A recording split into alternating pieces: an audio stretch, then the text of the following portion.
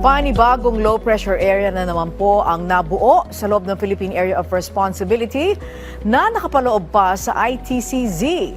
Kung posible ba yan na maging bagyo, alamin natin kay Pag-asa Weather Specialist Charmaine Barilla. Magandang hapon sa lahat ng ating mga tigapakinig at narito ang ulat sa lagay ng panahon. Kaninang alas 3 ng umaga ay huling namataan ang low pressure area sa layong 260 kilometers kanluran ng Dipolog City, Zamboanga del Norte.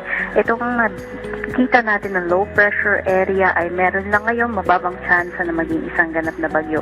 At patuloy nga itong kumikilos pakanluran o pakanluran hilagang kanluran at dadaan nga ito ngayon dito sa may parte ng Palawan at maaari na makarating sa may parte ng West Philippine Sea mamayang gabi o bukas na madaling araw. Habang nandito nga ito sa may parte ng West Philippine Sea ay maaaring mas pa ang tsansa na mas maging isang ganap na bagyo na nga ito.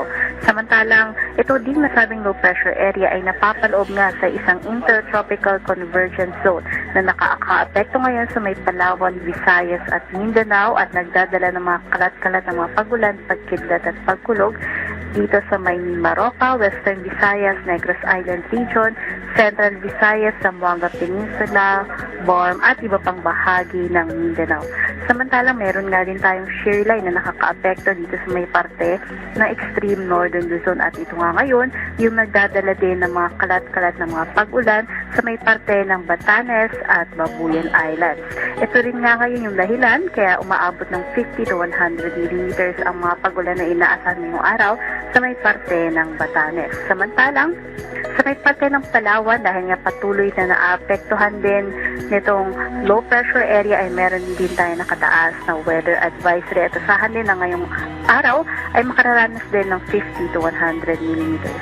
Samantalang dito sa may Metro Manila at nalalabibang bahagi ng Luzon, makararanas ng bahagyang maulap hanggang sa maulap na kalangitan at mga pulo-pulo mga pag-ulan, pagkidlat at pagkulog dala ng easterly.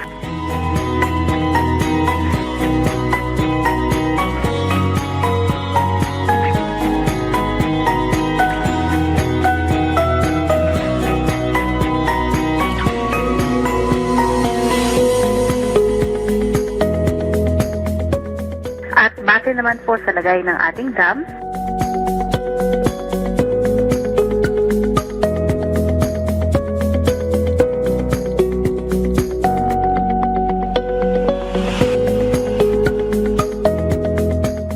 at yan po ang ating latest mula dito sa Pag-asa Weather Forecasting Center, Charmaine Barilla nag-uulat.